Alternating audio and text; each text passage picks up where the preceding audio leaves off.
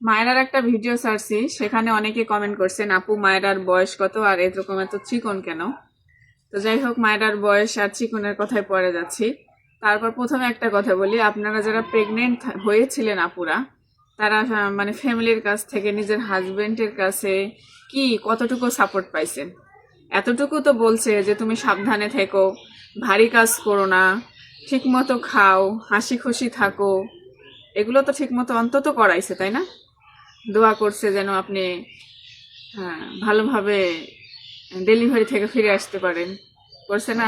করছে তো। কিন্তু ও যখন পেটে আসছে তারপরের থেকে আমার উপর শুরু হয়েছে নির্মম অত্যাচার। ও পেটে থাকাকালীন, পেটে 1-2 মাস থাকাকালীন অত্যাচার শুরু হয়েছে। পুরা প্রেগনেন্সির টাইমটাই ছিল অত্যাচার, মারধর।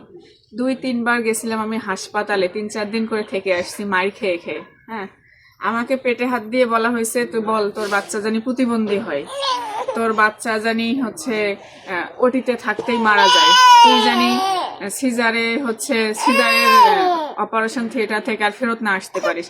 আল্লাহর কাছে 2 হাত তুলে তুলে দোয়া করছিল। হ্যাঁ, তো আমি জানি এই বাচ্চাটা জানি আমার প্রতিবন্ধী হয়, মানে কত কিছু যে বলছে হিসাব ছাড়া।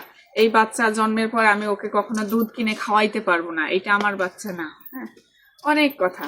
তো যাই হোক, চিকন হয়েছিল কিন্তু ও হচ্ছে 100 গ্রাম কম 4 কেজি। তারপরও আলহামদুলিল্লাহ আমি খেয়ে না খেয়ে থাকছি, একবেলা খাইছিলাম, সারাদিন অন্তত খাই নাই, মানে তারপরও কেন জানি হয়েছিল ভালোই।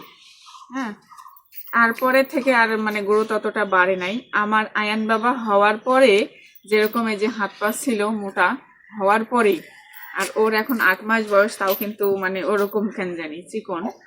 যাই হোক, চিকনটা বেশ ফ্যাক্ট না, তারপরও আল্লাহর দুনিয়ায় সে সুস্থ অবস্থায় আসছে, এত কিছু ঝামেলার পরও, নিজের বাবার কাছ থেকে অভিশাপ পাওয়ার পরও, এটাই তো আলহামদুলিল্লাহ, আল্লাহর কাছে লাখ লাখ শুক্রিয়া। তারপরও এখন পর্যন্ত বিশেষ কিছু ডক্টর দেখাই নাই, যে একদম বেশি অসুস্থ তা না, শুধুমাত্র চোখের জন্য 4-5টা ডক্টর দেখাইছিলাম। আলহামদুলিল্লাহ চোখটাও সেরে উঠছে।